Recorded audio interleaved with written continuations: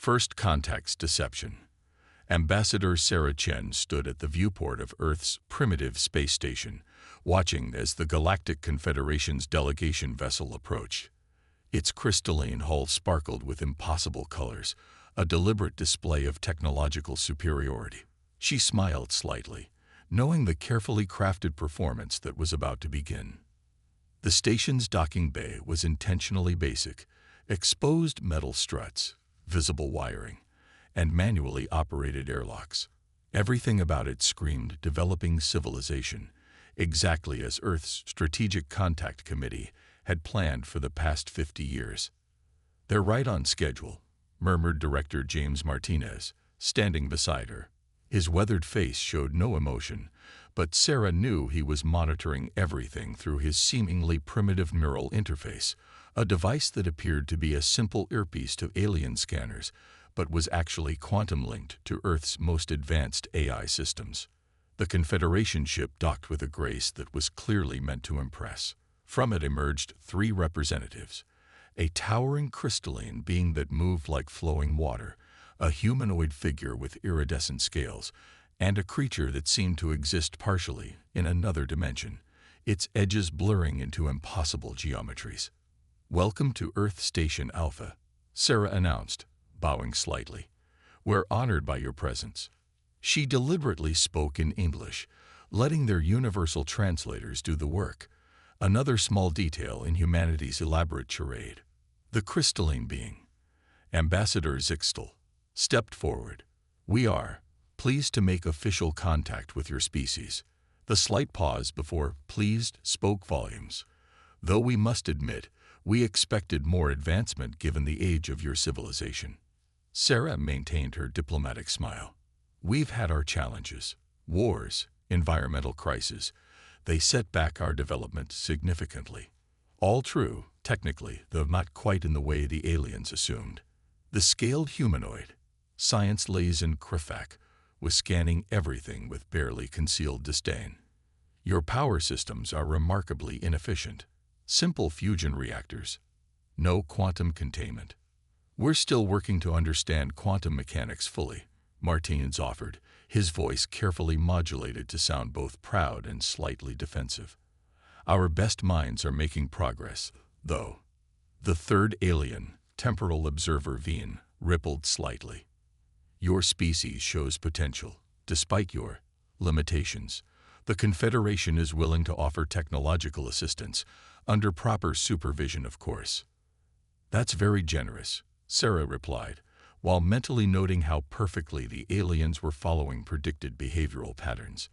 Humanity's deep learning systems had analyzed every scrap of alien communication intercepted over the last century, building detailed psychological profiles of every major Confederation species.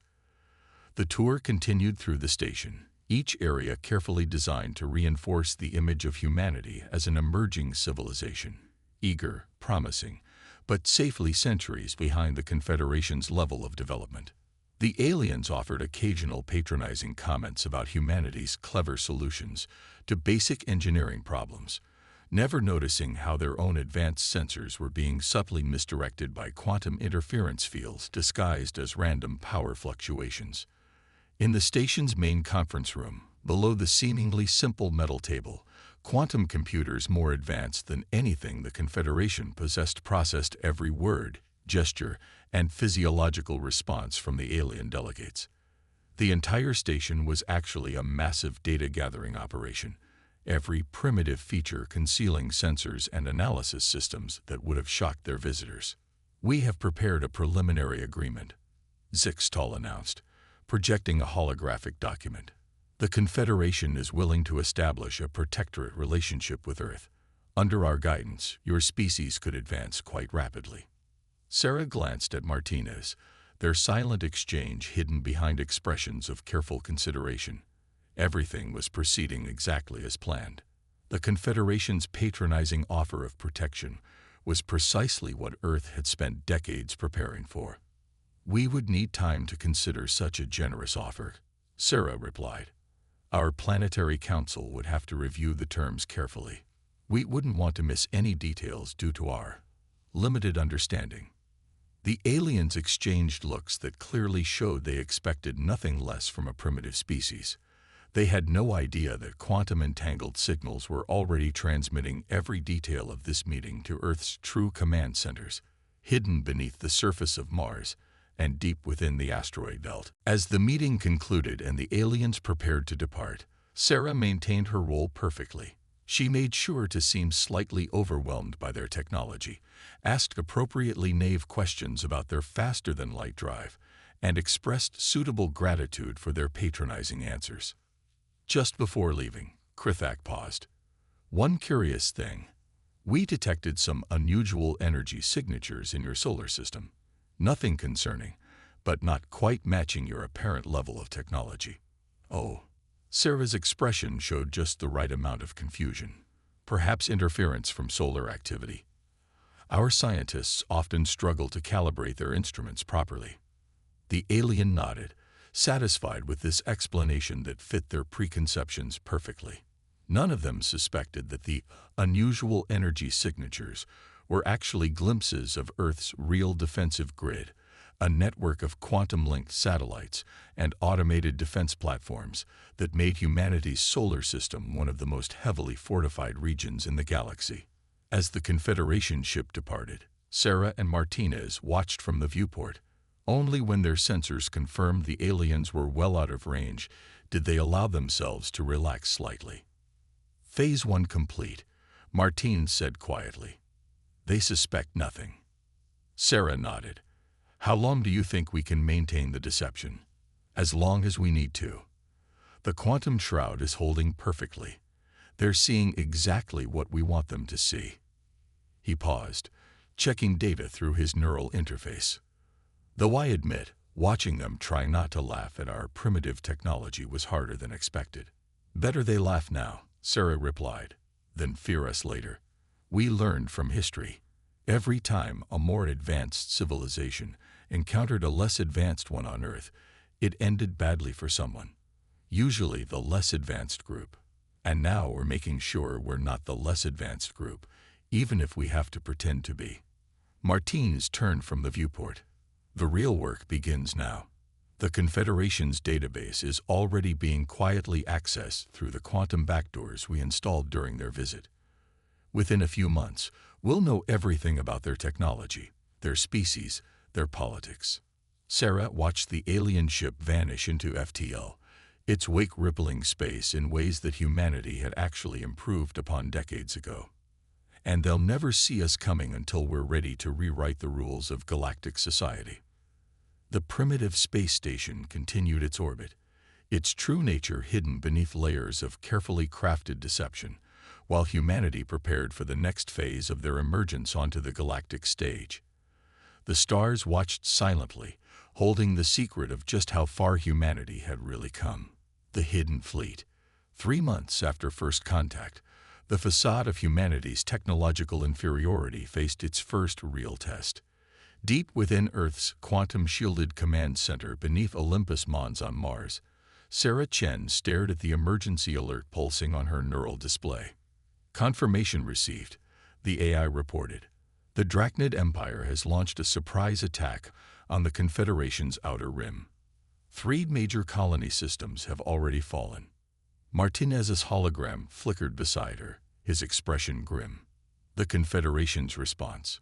"Exactly as our models predicted," Sarah replied, bringing up a tactical display showing fleet movements across the sector. "Their bureaucracy is paralyzing their military response. By the time they organize a proper defense, the Drachnids will have established unbreakable positions in those systems. And now they're asking for our help," Martinez said, his voice tinged with irony. "The mighty Confederation, requesting assistance from the primitive humans." The formal request had arrived minutes ago. The Confederation needed Earth to provide support vessels for refugee evacuation from nearby systems. They expected Earth to send its few, outdated ships, probably hoping to demonstrate their magnanimity by allowing such primitive vessels to assist in a minor role. "The Drachnids will reach the Proxima colony within 48 hours, the AI continued. "Confederation forces won't arrive in time." Sarah stood, her decision made. Then it's time for Phase 2. Alert the hidden fleet. All ships commence emergence protocols. Throughout the solar system, humanity's true military power began to stir. In the asteroid belt, massive hangar doors disguised as mining operations slowly opened. Beneath the ice of Europa, quantum generators powered up, their energy signatures masked by the moon's natural radiation. Around Pluto, cloaked shipyards shimmered into visibility as vessels long held in reserve prepared for battle. The EDF Hyperion, humanity's true flagship, emerged from its berth within Ceres. Unlike the intentionally crude vessels Earth had shown the Confederation, the Hyperion was a masterpiece of human innovation. Its hull, composed of self-repairing quantum-locked metamaterials, could adapt to any weapon fired at it. Its drive system used principles of space-time manipulation that the Confederation's scientists had dismissed as theoretically impossible. All crews report ready, the AI announced. The Hyperion battle group can deploy immediately. Sarah opened a channel to the Confederation's Emergency Council. This is Ambassador Chen. Earth has received your request for assistance. We're dispatching ships to help with the evacuation. The crystalline form of Ambassador Zixtal appeared on screen. We appreciate your willingness to help, Ambassador, but please understand, this is not a simulation. These are advanced warships you'll be facing. We understand completely, Sarah replied, keeping her voice carefully neutral. Our vessels are already en route to Proxima Colony. We suggest you monitor the situation closely. You may find it educational. The Drachnid fleet arrived at Proxima exactly on schedule. 3 massive dreadnoughts accompanied by a swarm of destroyer-class vessels. They expected to find a helpless colony defended by a few outdated human ships. What they found instead was the Hyperion and its battle group, already in position. Drachnid vessels are launching fighters, the AI reported. Their energy signatures match our intelligence reports. Shields and weapons are exactly as predicted. Show them what we can do, Sarah ordered. Tactical control released to Ship AS. Execute protocol revelation. The Hyperion moved first, its true form finally revealed as adaptive camouflage systems deactivated. The vessel seemed to flow like liquid metal, its hull reconfiguring itself into optimal combat geometry. Point defense systems that made the Confederation's technology look primitive activated, creating a web of quantum-linked interceptors that could stop incoming fire before it was even fired. Drachnid command ship is transmitting, the AI announced. They're demanding to know who we are. Let's show them, Sarah said. Hyperion, you may engage. What followed would be studied by military historians for centuries to come. The Hyperion's first shot wasn't a conventional energy weapon or missile. It was a precisely calculated disruption of spacetime itself. The fabric of reality rippled around the lead Drachnid dreadnought, and when it settled, the massive ship shields were simply gone, bypassed as if they had never existed. The rest of the human fleet moved in perfect coordination, their tactics unlike anything seen in the galaxy before. Ships jumped through microscopic wormholes to appear at impossible angles, their weapons firing with perfect precision. Quantum-entangled missiles ignored traditional defenses completely. AI-driven combat systems adapted faster than organic minds could comprehend. In the Confederation's Emergency Council chamber, stunned silence reigned as they watched the battle unfold. The supposedly primitive humans weren't just holding their own against one of the galaxy's most feared military powers. They were systematically taking them apart. Impossible, Zixtal whispered, their crystalline form vibrating with shock. Their technology. This can't be. This is humanity's true face. Sarah's voice came through clearly. We hoped we wouldn't have to reveal it so soon, but we won't stand by and watch innocent lives be lost when we have the power to prevent it. The battle ended in less than an hour. The Drachnid fleet was disabled, but largely intact, another demonstration of just how precise and controlled humanity's military technology really was. As Confederation rescue ships finally arrived, they found the colony safe and the threat neutralized. In the aftermath, Sarah stood before the Emergency Council, no longer playing the role of an ambassador from a primitive species. "We need to talk," she said simply, "about the future, about trust, and about the real balance of power in this galaxy." The council chamber erupted in chaos, but Sarah remained calm. Phase 2 was complete. Humanity's emergence onto the galactic stage couldn't be hidden any longer. But then, that had been the plan all along. Legacy of the Stars. In the aftermath of the Proxima Colony battle, Earth's strategic command gathered in humanity's true seat of power, a quantum-shielded chamber deep within Mount Everest. Here, surrounded by technology that would shatter the Confederation's understanding of physics, humanity's leaders prepared to reveal the true story of their ascension. Director Martinez stood before the gathered Confederation representatives, his neural interface projecting historical records into the room's holographic space. "What we're about to show you has been classified at the highest levels for over a century. The story begins in 2047, with what you thought was our first detection of alien life." The hologram showed a familiar scene. Humanity's first recorded contact with alien technology, when a damaged scout ship crashed in the Atacama Desert. What the aliens never knew was that it wasn't their first visit to Earth. Humanity had already been preparing for nearly 50 years by then. Sarah added, stepping forward. "In 1999, we discovered something in Antarctica that changed everything." The hologram shifted, showing deep ice cores containing unmistakably artificial structures. "We found a research outpost, abandoned millions of years ago by a civilization you've never encountered. We called them the predecessors." The Confederation representatives stirred uneasily. Zixtal's crystalline form flickered with confusion. "Impossible. We've mapped every major civilization in the galaxy's history." "No," Martins corrected gently. "You mapped every civilization that chose to be seen. The predecessors were different. They believed in letting younger species develop without interference, and they left us a gift: their entire technological database, along with a warning about the dangers of premature contact with galactic society." The hologram expanded, showing vast underground complexes hidden beneath every major continent. These facilities had been built in absolute secrecy, using knowledge gleaned from the predecessor database. While the world's attention focused on traditional space programs and visible technological development, humanity's true advancement had happened in the shadows. "We learned from Earth's own history," Sarah continued. "Every time an advanced civilization encountered a less developed one, the results were catastrophic for the latter. The predecessors showed us a better way: to advance in secret, to be ready before revealing ourselves." The display showed decades of careful preparation. Quantum computing developed in hidden facilities, while the public saw only regular digital advancement. Anti-gravity technology mastered in secret, while conventional rockets launched for show.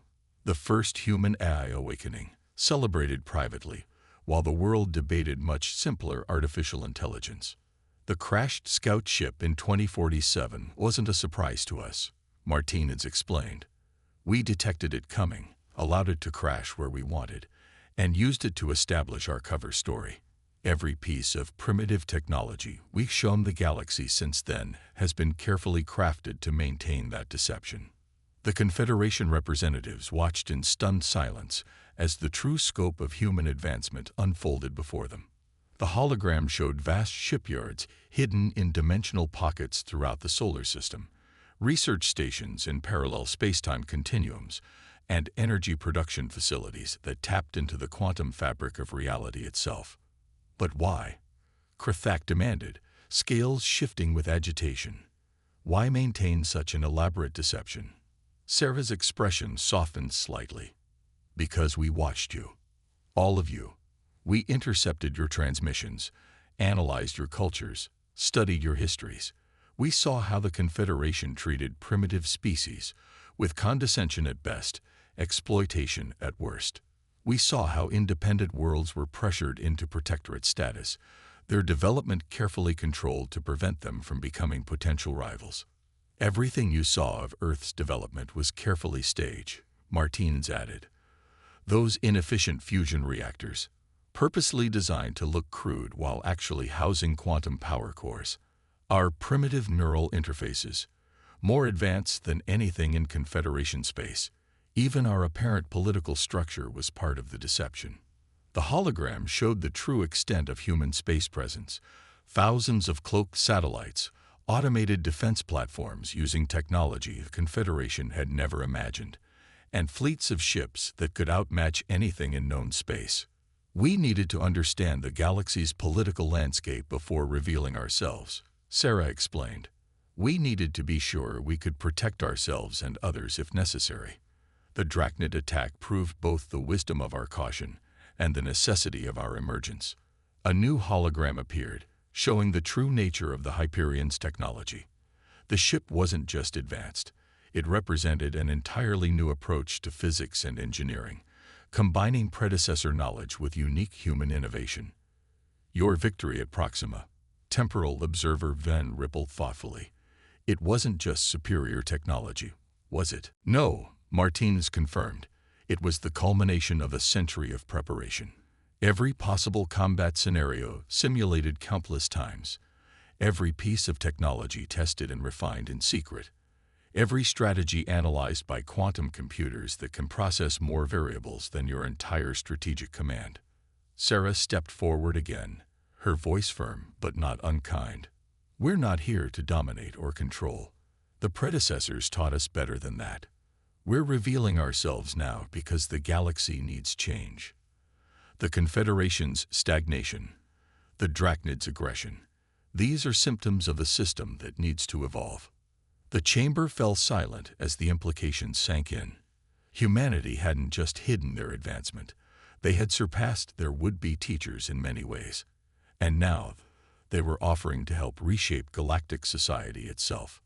The question, Martinez said quietly, is whether the Confederation is ready to accept humanity not as a primitive species to be guided, but as equals with something valuable to teach.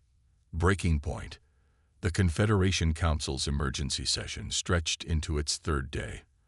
The revelation of humanity's true technological level had shattered centuries of established galactic order. Some council members called for immediate military action to contain the human deception. Others argued for diplomatic integration. The divide grew deeper by the hour.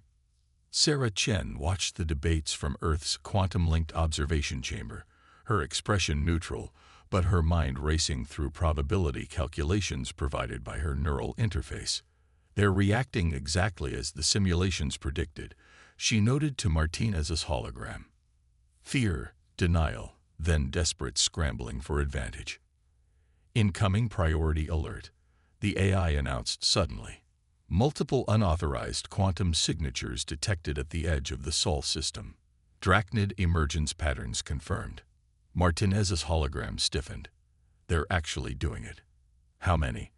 37 capital ships detected so far, the AI responded. Energy signatures suggest they've upgraded their weapons with theoretical technology the Confederation deemed too dangerous to implement. Sarah's lips curved in a slight smile. They're trying to test us while the Confederation is paralyzed by debate. Tactical analysis. The Drachnid fleet is using prototype quantum collapse weapons, the AI reported. Their theoretical destructive capacity exceeds anything publicly known in the galaxy. They believe we have no defense against technology that even the Confederation fears to use. Status of the hidden fleet. All ships at ready stations. The Hyperion battle group can engage at your command. Sarah opened a channel to the Confederation Council. Distinguished representatives, I apologize for the interruption, but you'll want to witness what's about to happen. The Drachnid Empire has launched a major assault on the Sol system. The council chamber erupted in chaos. Impossible. Zixtal's crystalline form pulsed with alarm. They wouldn't dare, not with quantum collapse weapons. Those could tear apart the fabric of space itself. We know, Sarah replied calmly. We've known about their weapons development program for months, just as we know that 3 members of this council secretly provided them with the theoretical frameworks for this technology. The silence that followed was deafening. Sarah continued, her voice steady. "We're about to demonstrate why humanity chose to hide its true capabilities for so long. Please observe carefully." The Drachnid fleet emerged from quantum space in perfect attack formation, their massive ships bristling with weapons that could theoretically unravel reality itself. Their admiral's transmission was brief. "Surrender your system, or we will demonstrate true power." Sarah's response was equally brief. "No." The Drachnid ships fired their quantum collapse weapons simultaneously, expecting to tear Earth's defenses apart at the subatomic level. What happened instead would rewrite military doctrine across the galaxy. The instant before the weapons fired, Earth's true defensive grid activated. Countless quantum stabilization nodes, hidden in pocket dimensions throughout the solar system, created an interlocking field of reality-anchoring force. The Drachnid weapons didn't just fail. Their energy was captured, redirected, and repurposed. "Impossible," breathed the Drachnid admiral as his sensors registered what happened next. The energy from their weapons was being fed into a vast quantum network, emerging as pure computational power. "You believe that quantum collapse technology was unstable, uncontrollable," Sarah transmitted to both the Drachnid fleet and the watching Confederation. "We mastered it 50 years ago. We chose not to use it because we found better alternatives. Allow us to demonstrate." The Hyperion emerged from its quantum slit space, but it wasn't alone. Space itself seemed to fold around the human flagship as it drew power from the captured weapon energy. In its wake came impossible shapes, ships that existed partially in other dimensions, vessels that seemed to be made of solid mathematics, platforms that controlled gravity like an artist's brush. "This," Sarah announced, "is humanity's true fleet." What followed wasn't really a battle, it was a demonstration. Human ships moved through space in ways that defied conventional physics, their advanced AI systems coordinating maneuvers that organic minds could barely comprehend. The Drachnid fleet found their ships disabled by technology that reached through quantum fields to simply turn their systems off. Their shields were bypassed by weapons that attacked from angles that shouldn't exist in normal spacetime. In the Confederation Council chamber, representatives watched in stunned silence as humanity demonstrated mastery over fundamental forces that their best scientists had deemed impossible to control. The entire Drachnid fleet was neutralized in minutes, without a single life lost. "We could have destroyed them," Sarah told the council quietly. "We could have used their own quantum collapse technology to erase them from existence. Instead, we chose to show restraint, something the predecessors taught us was more valuable than raw power." The disabled Drachnid ships hung in space, their crews alive but helpless, their mighty weapons reduced to inert metal by forces they couldn't begin to understand. The message was clear. Humanity's hidden power wasn't just technological superiority. It was the wisdom to know when not to use it. "Now then," Sarah addressed the council, her voice firm but not unkind, "shall we discuss the future of galactic civilization? Not as masters and servants, not as advanced and primitive, but as equals who might learn from each other." The silence that followed was profound. In the space of a few minutes, the balance of power in the galaxy had shifted irreversibly. The age of deception was over. The age of true cooperation was about to begin. New dawn. 1 year after the Drachnid incident, the galaxy was a very different place. The Great Hall of the newly established Galactic Concordat hung suspended in Earth orbit, its quantum crystalline architecture a blend of human innovation and Confederation aesthetics. Inside, representatives from 100 species gathered to witness something unprecedented. Sarah Chen stood at the central podium, her neural interface connecting her to the vast AI networks that now helped coordinate galactic civilization. Behind her, through the transparent walls, Earth shone like a blue jewel, no longer hiding its true nature. The orbital ring of research stations and defense platforms gleamed openly in the sunlight, their advanced technology now a symbol of cooperation rather than secrecy. 1 year ago, she began, humanity revealed its true face to the galaxy. Today, we take the next step forward together. The assembled representatives watched as holographic displays activated throughout the hall, showing the first fruits of human Confederation collaboration. New technologies that combine the best aspects of both civilizations. Medical breakthroughs that would save billions of lives across known space. Educational systems that bridged the gaps between different species' ways of thinking. The predecessors were right about the dangers of premature contact. Martinez added from his position beside her.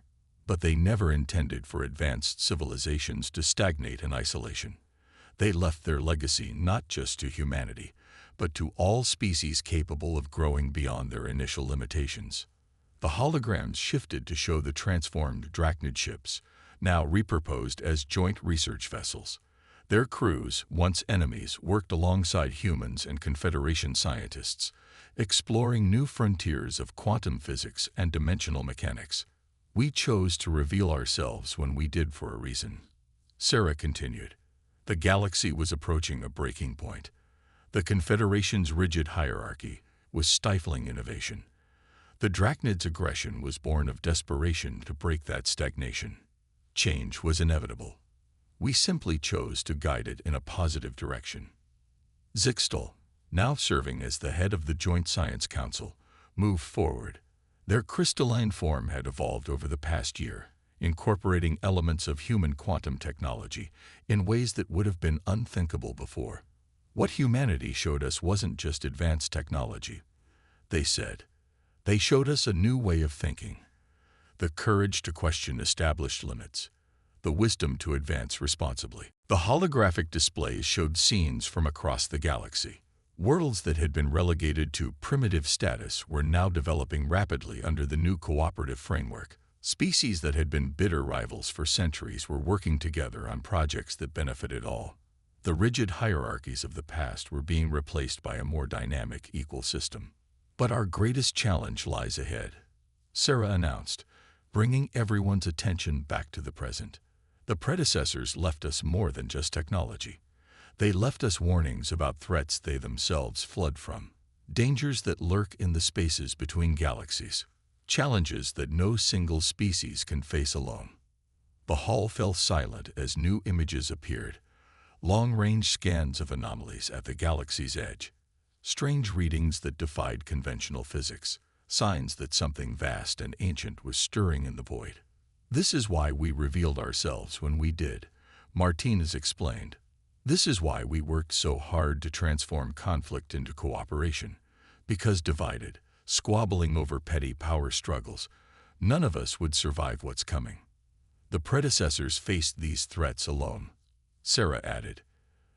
They tried to fight separately, each civilization hoping their technology would save them.